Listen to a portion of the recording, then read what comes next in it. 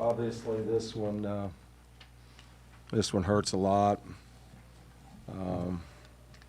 We put ourselves in a position to win a basketball game, and I've got to do a better job of helping our kids finish games out. And we got away from some defensive schemes that we just missed a lot of assignments.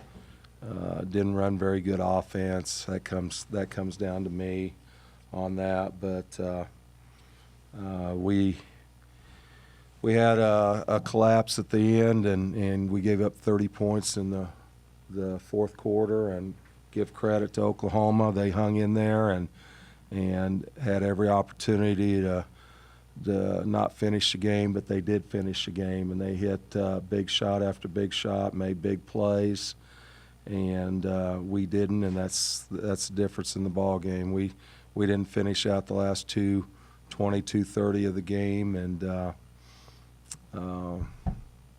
this one will hurt for quite a while, but you got to come back. This is an 18-game schedule, and we've got to get one someplace else for letting this one get away. But credit Oklahoma that they made big plays at the end of the game, and we didn't.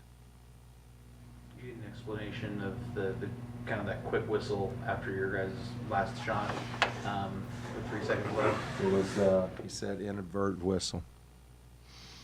So that wasn't the difference in the ball game. We had plenty of opportunities before that, and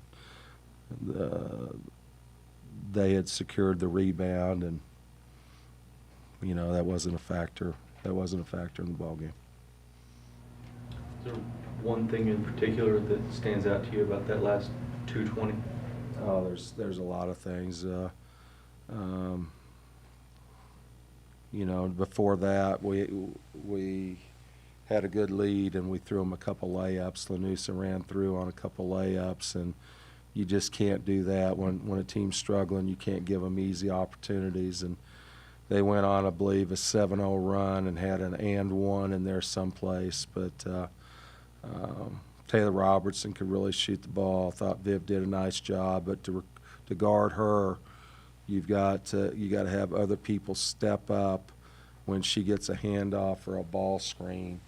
And we lost context of what we needed to do to guard her effectively. And that comes down again to me that we didn't finish the ball game. What did you see from Cliton? She played decently well. Made some steals and pushed the fast break a little bit. Yeah, I thought Clay made some plays and did some good things, but we'll go back on tape, and there were some bad turnovers too that had an effect, and some missed assignments on it too. So I won't know more until I look at some tape on them. Obviously, you force 30. Your defense forces 30 turnovers, but allow them to shoot 12 of 19 from 3-point. I mean, when you look at those two numbers, how do you kind of gauge what exactly your defense was doing, or good or bad, in this game?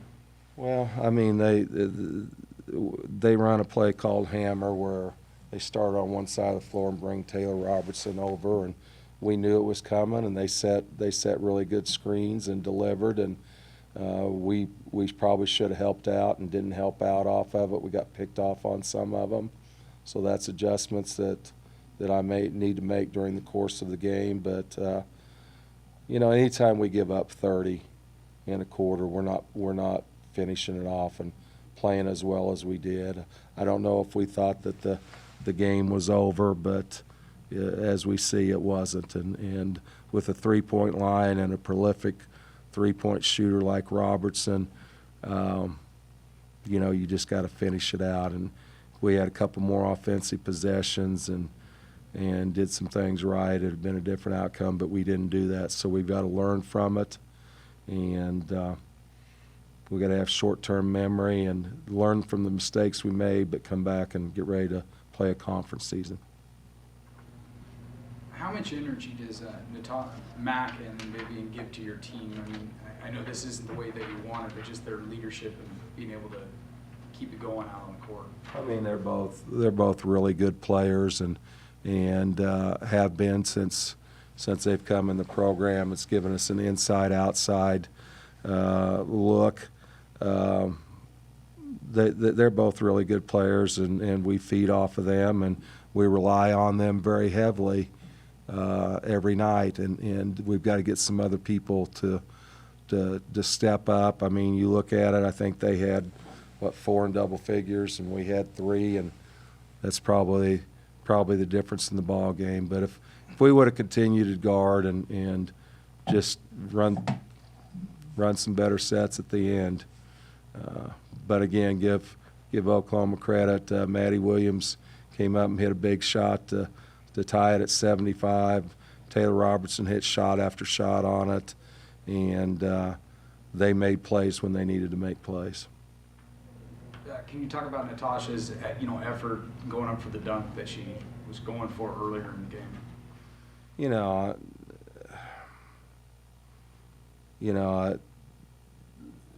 She's been saying that she's gonna do that. I don't know if it was a spot to really do that, if it was a miss on that, but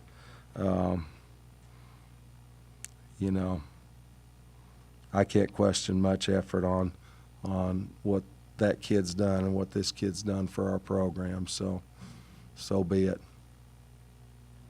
Vivian, coach has talked about the things that he could have done differently, but as leader of this team, how do you feel that what you guys could have possibly done differently on the court, and how you take that mindset going out of this game, knowing that again there's still 2 months to play? I think our biggest problem tonight was lack of communication.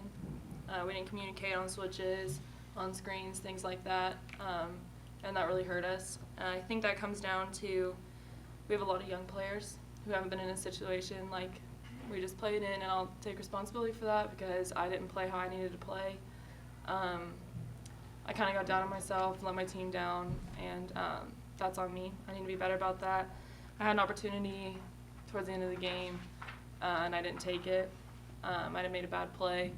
So that's, as somebody who's been in that position before, can't rely on the young kids who haven't.